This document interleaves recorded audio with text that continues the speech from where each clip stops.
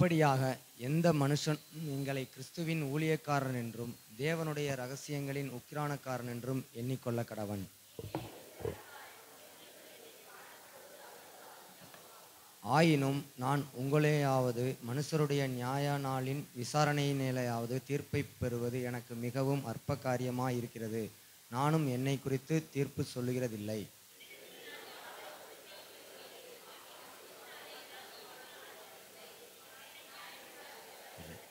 ஆனதால் கர்த்தர் வருமளவும் நீங்கள் காலத்துக்கு முன்னே யாதொன்றை குறித்தும் தீர்ப்பு சொல்லாதிருங்கள். இருளில் மறைந்திருக்கிறவைகளை அவர் வெளியரங்கமாக்கி இருதயங்களின் யோசனைகளையும் வெளிப்படுத்துவார். அப்பொழுது அவனவனுக்குரிய புகழ்ச்சி தேவனால் உண்டாகும்.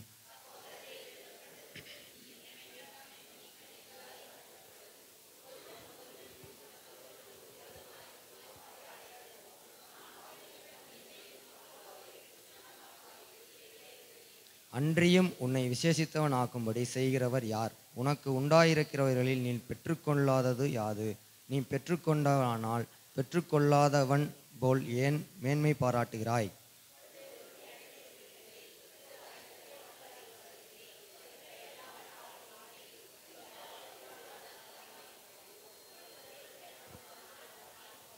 எங்களுக்கு தோன்றுகிறபடி தேவன் அப்போஸ்தலர்களாகிய எங்களை மரணத்துக்கு குறிக்கப்பட்டவர்களால் போல கடைசியானவர்களாய் காணப்பட பண்ணினார். நாங்கள்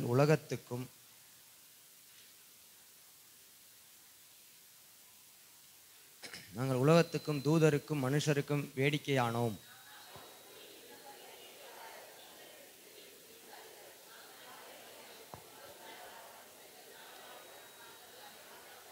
இந்நேரம் வரைக்கும் பசியுள்ளவர்களும் தாகமுள்ளவர்களும் நிர்வாணிகளும் குட்டுண்டவர்களும் தங்க இடமில்லாதவர்களுமாய் இருக்கிறோம்.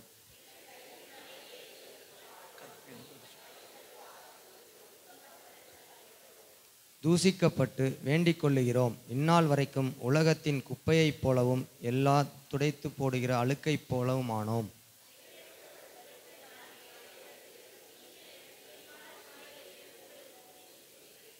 கிறிஸ்துவுக்குள் 10,000 உபத்திரவர்கள் உங்களுக்கு இருந்தாலும் தகப்பன்மார் அநேகர் உங்களுக்கு இல்லையே. கிறிஸ்து இயேசுவுக்குள் சுவிசேஷத்தினால் நான் உங்களை பெற்றேன்.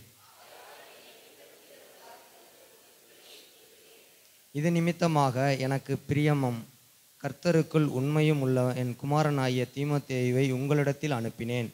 நான் எங்கும் எந்த சபையிலும் போதித்து வருகிற பிரகாரம் கிறிஸ்துவுக்குள்ளான என் நடக்கைகளை அவன் உங்களுக்கு ஞாபகப்படுத்துவான்.